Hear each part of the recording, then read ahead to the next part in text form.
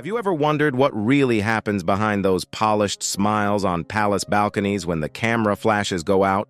Recently, royal observers and the online community have been buzzing about a hypothesis, a moment of profound impact, a moment that is said to have shaken the very foundations of tradition. It seems that months of silence have been broken, not with a dry press release, but with a voice carrying undercurrents of emotion. Numerous unverified sources suggest that a woman traditionally considered a symbol of composure, the Princess of Wales, has chosen an unprecedented path to protect the most fundamental values of motherhood. Is there a secret hidden behind these seemingly perfect royal portraits? Let's analyze the controversial data. Amidst the flow of public events, questions are beginning to arise about the absence of a little star in the family.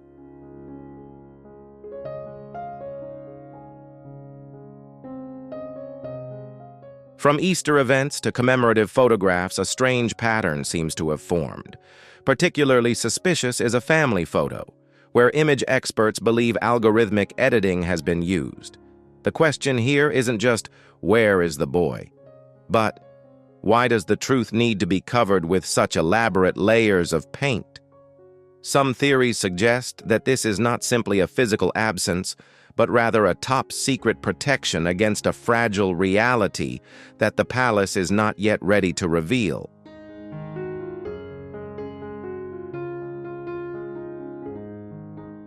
If the rumors are true, then this could be a revolution in thinking within those gilded walls. The image of a mother standing up, overcoming all the barriers of tradition to protect her child's special status, has created a powerful wave of emotion. Insiders suggest that this is not just about releasing information, but a declaration of transparency. It's a moment where the naked truth confronts the glitz and glamour of power. A crack has appeared in the system of information control, and the person who created it is none other than the most beloved figure.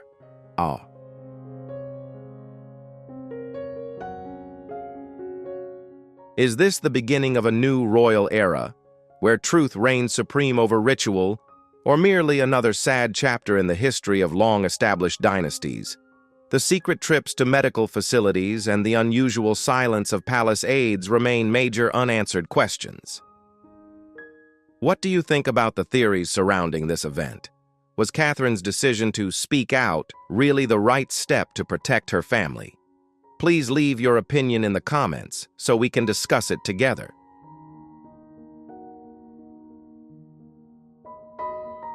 The final straw from the perspective of many observers was the moment a solitary figure was captured, leaving the back entrance of a highly secure pediatric facility. Through the lenses of the paparazzi, a very different Catherine was seen, head bowed, withdrawn, and surrounded by unidentified steel machines. The palace chose to remain silent, but in the modern world, silence can sometimes be the most powerful form of communication.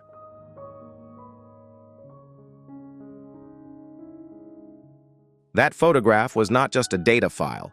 It was a symbol of simmering anxiety, a testament to the undercurrents that had begun to pound the foundations of steadfastness.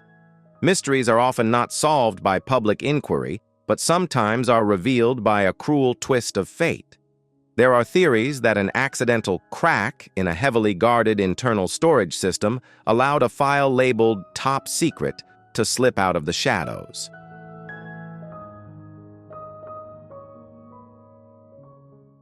This appears to be less of a deliberate conspiracy and more of an administrative error, a momentary lapse in the vast machinery of operation. An internal memo containing identities and words of immense weight inadvertently fell into the mailbox of someone who should never have seen it. From there, an irreversible chain reaction began. This leaked document, if real, has opened a new lens through which to view the reality of the youngest prince.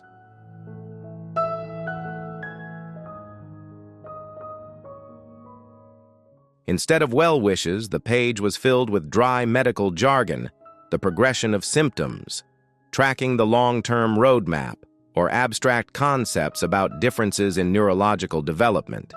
What is even more noteworthy is not just the medical diagnoses, but the strategy known as controlled narrative management. This raises a philosophical question. Why would a child's natural development require a communication strategy as complex as a military campaign? Could it be that behind those gilded walls, the truth is being weighed and measured to conform to the mold of royal power?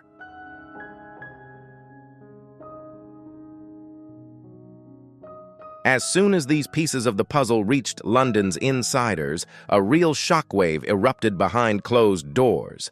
Telephone lines blazed and legal barriers were erected with lightning speed to stop the flow of information. But it seemed the dike of security had begun to crack beyond repair. An emergency meeting, a survival summit, was convened under the highest command. It wasn't just an effort to protect a medical record, but a battle to preserve the dignity and image of an institution against the pressure of the unvarnished truth.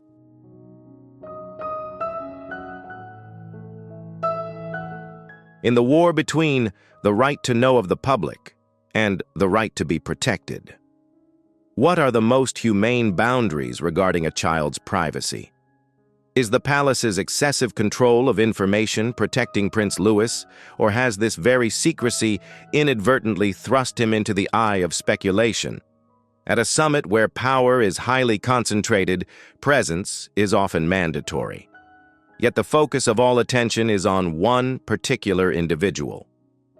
Vast, empty space.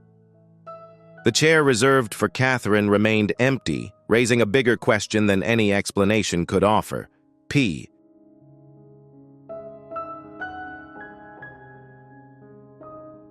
Analysts have put forward a bold hypothesis. Is this a withdrawal to preserve emotions, or is it the silent strike? Defying a strict security system.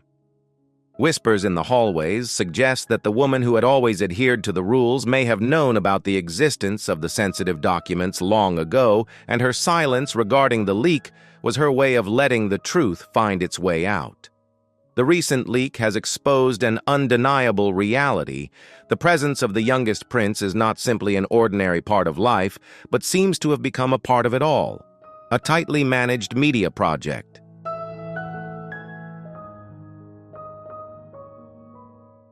People are beginning to doubt the authenticity of those smiles on camera. Could there be a meticulously staged script behind it designed to conceal a dark area that the palace believes the public is not yet ready to accept? The biggest question now is no longer about health, but about the ethics of transparency. The tension reached its peak behind closed doors, where an unprecedented confrontation is said to have erupted. Witnesses recounted that Princess Anne, who was considered a symbol of unwavering steadfastness and absolute loyalty, chose to break all protocol.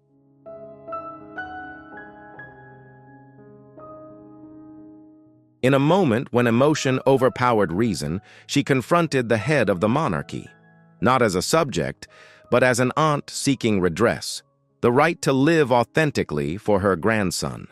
Accusations of a calculated silence and a betrayal of honesty rang out, shaking even the most solid stone walls. When the head of the monarchy offered arguments about preserving the image and state secrets, Anne posed a fateful question. Can a throne built on silence withstand the storms of faith?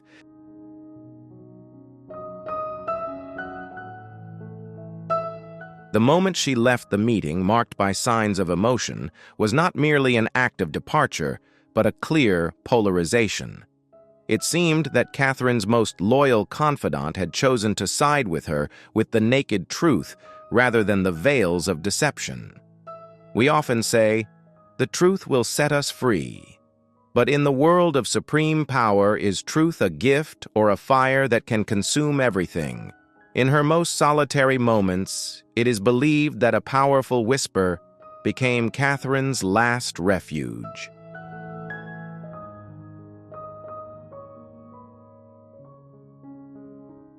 Do what your conscience tells you to do. It wasn't just advice, but permission for her to step outside established norms. Many theories suggest that Catherine had prepared a final plan, an irreversible act, to protect what she held dearest. And at the heart of that event was a tangible yet powerful object, a handwritten letter hidden beneath layers of family mementos in a place even the closest could hardly reach.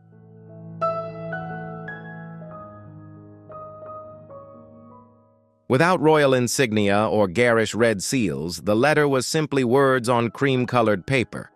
But hidden behind that simplicity was something, a powerful wave of repressed emotions. It is said that the letter was found by chance during a rearrangement of private spaces in Kensington. The opening lines were a painful apology. "If you find these words, I probably won't have the courage to face you directly anymore. That's not a press release, that's a confessions of the soul."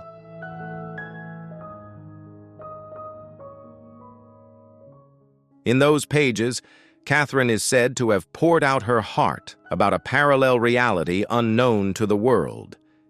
It describes long nights facing terrifying silence and the desperate search for hope from professionals under anonymous identities to avoid media scrutiny.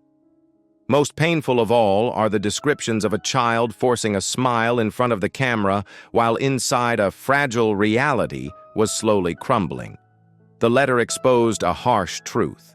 The price of royal perfection sometimes comes at the cost of sacrificing one's most genuine human emotions.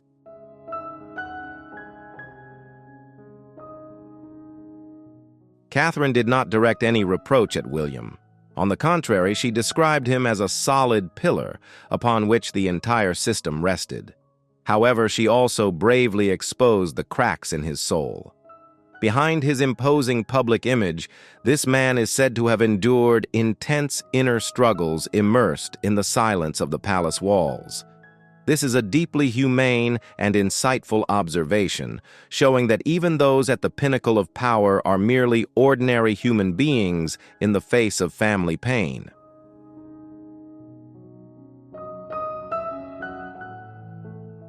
If this letter truly exists, is it a warning for the future of the dynasty? Can a dynasty continue to exist based on staged smiles, or is it time for truth to be respected as the most fundamental value? How do you feel about the pain of a mother having to choose between national duty and the call of her heart? If you see her as a symbol of courage, leave a 2. If you are skeptical about truth and tradition, leave a 5.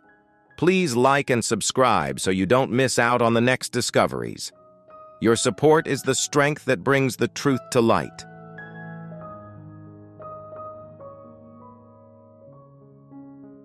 Catherine used her final strokes to paint a completely different portrait of her husband. Not a powerful prince, but a father with trembling hands, sleepless nights, and quiet moments by his son's bedside as night fell.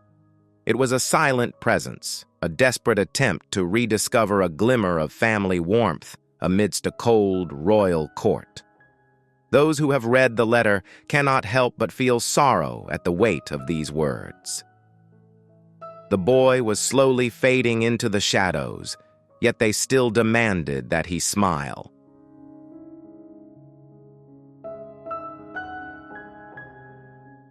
That statement was not merely a sigh, it was an exposure of an invisible but ruthless pressure where public image was placed above human suffering.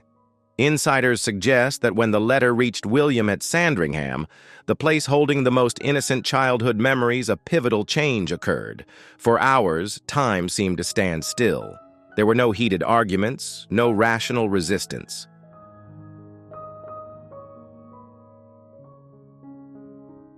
As William emerged from the room, his face pale, he seemed to have made a tacit decision. He stopped struggling with Catherine's maternal instincts. He stepped back, allowing her to speak the truth. For the letter was not just a personal account, it was an emotional testament. The palace demanded ultimate transparency. However, while the palace was still striving to maintain its impeccable facade, an unexpected act from a controversial figure turned everything upside down. After years of estrangement and seemingly irreparable rifts, a brief but powerful message arrived from the other side of the world. You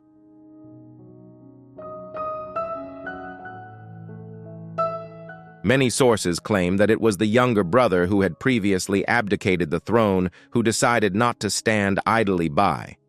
With the experience of someone who had tasted the suffocating grip of secrecy, he sent a haunting message: "I understand the feeling of being kept in the dark. Let's not let history repeat itself." From thousands of miles away, the exiled prince witnessed the media storm raging against his sister-in-law and nephew. He recognized the terrifying similarities between the current media machine and what he had once faced.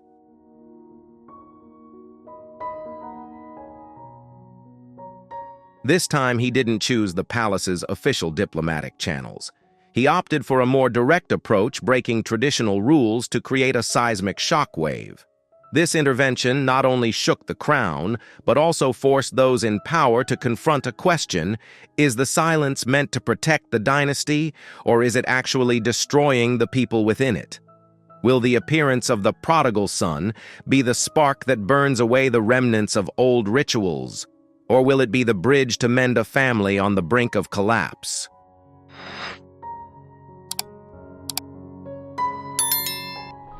As alliances shift and truth begins to leak through the cracks of the throne, who will truly hold Louis's future in their hands? In a system where every communication is filtered through layers of stringent administrative barriers, an event reportedly occurred that completely altered the landscape. Without warning, without intermediaries, a digital bridge was built across the Atlantic. Insiders speculated about a lengthy conversation, 37 minutes, a period long enough for the royal masks to fall off. P.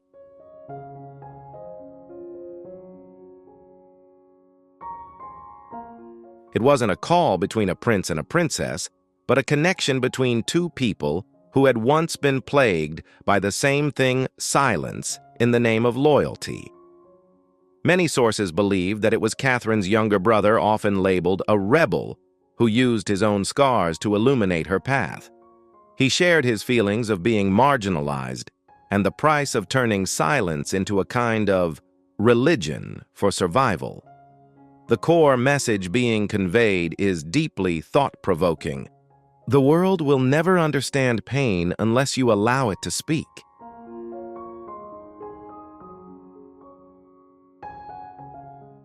In that moment, Catherine's hesitation seemed to vanish, giving way to a new resolve, a shift in mindset that no ritual could prevent. However, every act of changing reality comes with aftershocks. Thousands of miles away from London, this private conversation is said to have created a clash of viewpoints within Harry's own home. Psychological theories suggest that when old boundaries are broken, it inadvertently creates new anxieties about safety and personal principles.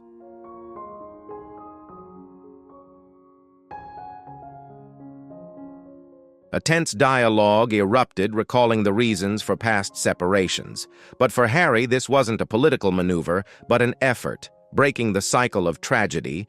What he saw in Louis's eyes, a painful reflection from his own childhood. Later, those close to Catherine said that she regarded those words as a guide during her darkest moments. It wasn't just empathy, but an affirmation that the truth, however painful, remains the only path to freedom. R.I.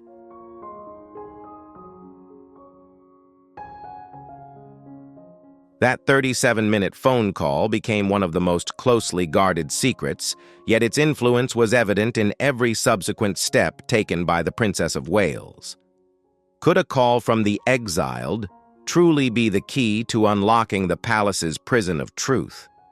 And as old alliances crumbled to make way for new understandings, what would the monarchy face next? The pressure from the surrounding walls nearly forced Catherine to retreat.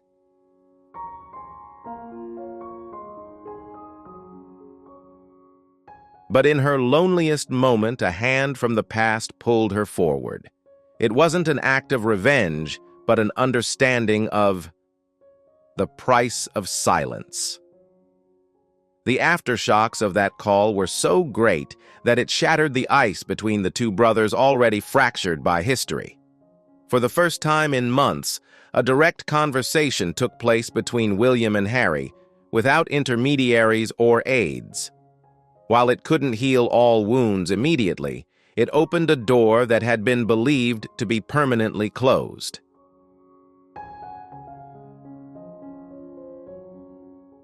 As resistance within the palace grew, a survival move was made from the very center of power. Just hours before the truth was scheduled to be revealed, a legal shadow fell over the dynasty. 2:43 a.m. a secret order was issued bearing the name Immediate Red Category Intervention Protocol. This is not merely an administrative document. It is a desperate attempt to silence an individual's voice in the name of institutional stability. The sole objective to prevent Catherine's speech at all costs. You.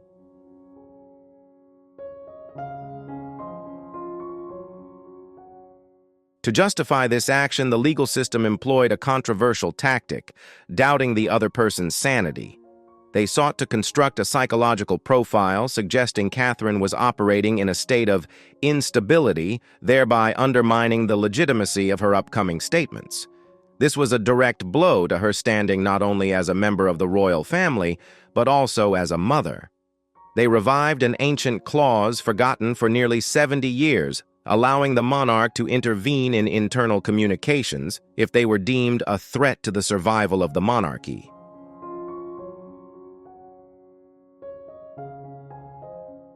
The faded ink on outdated documents has been brought out to challenge the modern-day yearning for transparency.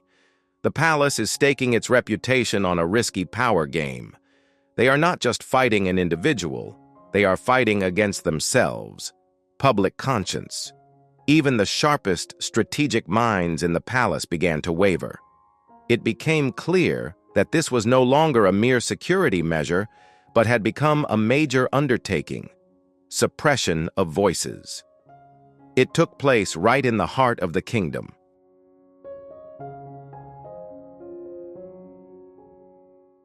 All the pressure now rested on William's shoulders.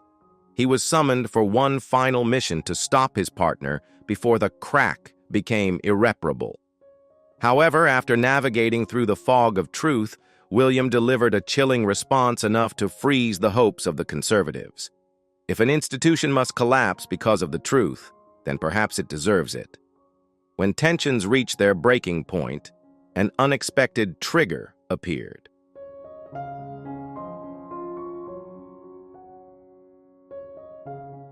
An aide in a moment of awakening to conscience decided to bring the gagging protocol to light.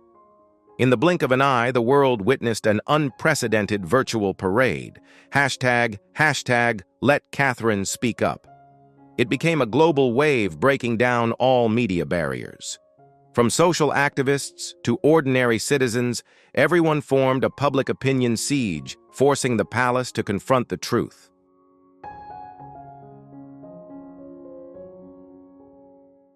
Amidst that storm, the head of the monarchy reportedly retreated to Balmoral.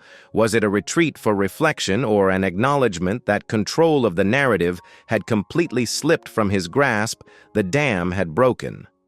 The world wasn't just watching, it was demanding a humane answer. And Catherine, standing silently in the eye of the storm, chose to step into the light. In that historic moment, there were no guards, no flamboyant ceremonial attire, and no gleaming royal insignia.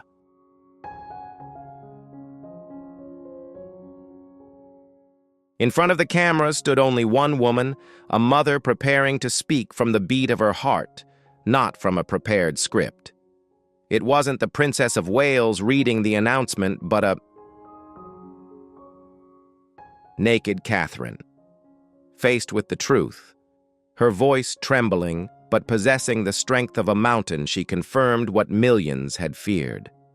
The youngest prince was facing a different neurorealities, a rare syndrome that has permanently altered the course of their family's lives.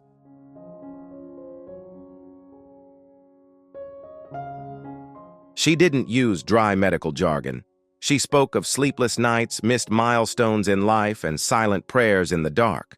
But what broke the hearts of her listeners most was her confession about forced silence. She revealed details of meetings where a mother's tears flowed in the name of the stability of the monarchy. When the truth is finally spoken from the lips of someone who has kept it hidden for too long, will the crown still shine as brightly as before?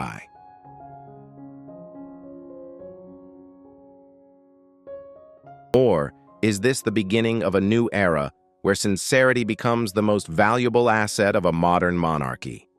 Catherine's final message is not just an explanation, it is a call to action. Ethical settlement. In a system that prioritizes ritual over humanity, she not only speaks for her own flesh and blood, but also represents all innocent souls born into the cruel light of fate, where the burden of expectations rests upon them from their very first breath.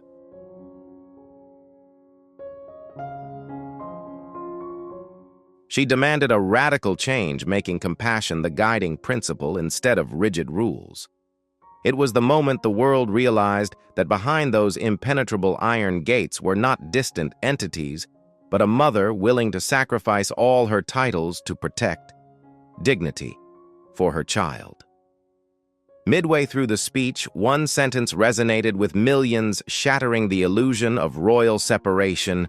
"You are still my only joy, and I will never let you face the darkness alone."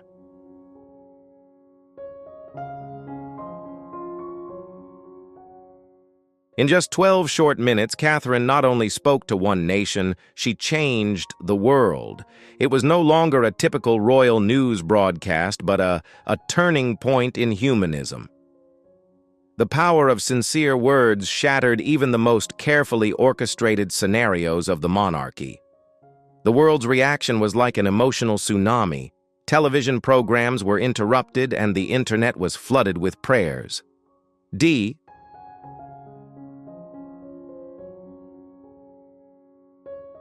People wept, not only for a young prince they had never met, but for the courage of a mother who dared to stand up and tear apart the veil of secrecy.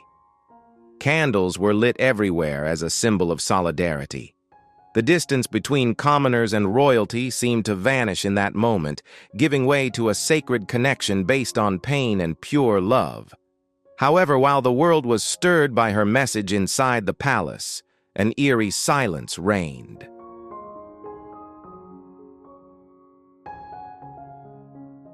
The gilded corridors now carry a heavy atmosphere of final confrontation. With the secret dam broken, how will the machinery of power react to salvage what remains? Or is this the beginning of the collapse of an old way of life? What unfolds behind those closed doors could completely redefine the future of the crown, a future whose truth has now become clear. It became an uncontrollable variable.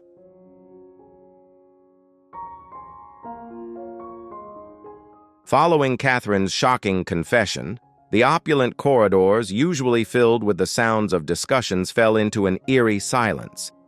This wasn't an attack from an external enemy, but an explosion from the very heart of the system, where the truth was uttered by the woman once considered the most silent pillar. Overnight, a nationwide purge of beliefs took place. Fiery questions began to grapple with core values. Why would an institution claiming to protect demand silence from a mother?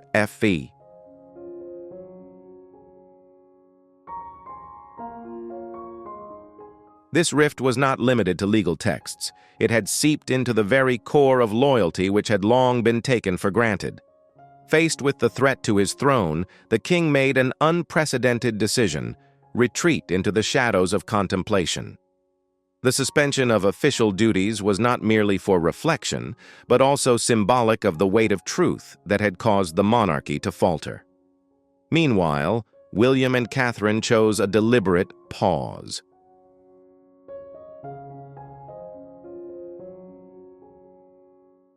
There were no flashy trips, no smiles for the cameras. This wasn't a strike, but an affirmation that the royal performance cannot continue when its heart is bleeding. Their absence was the most powerful answer, garnering profound sympathy from across the continent. This seismic shift forced the advisory apparatus to undertake a major overhaul of the rules.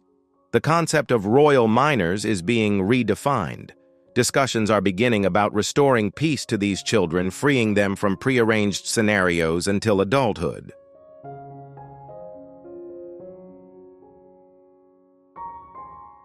Scrutiny no longer stops at public opinion but has surged into the halls of Parliament.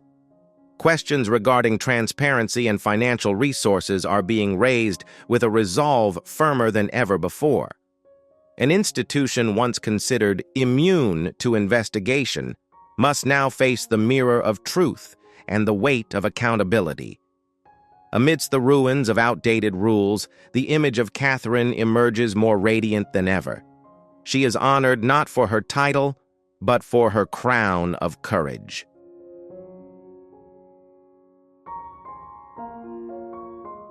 The newspaper and the people bestowed upon her the highest honor, Queen of the people's hearts. This event sparked speculation about an earlier-than-expected transfer of power. Could this be the beginning of a comprehensive reform where William and Catherine would step up as architects of a transparent future? Though the palace maintained a tight silence, the resonance of Catherine's voice created a new reality, one where sincerity reigned supreme. R.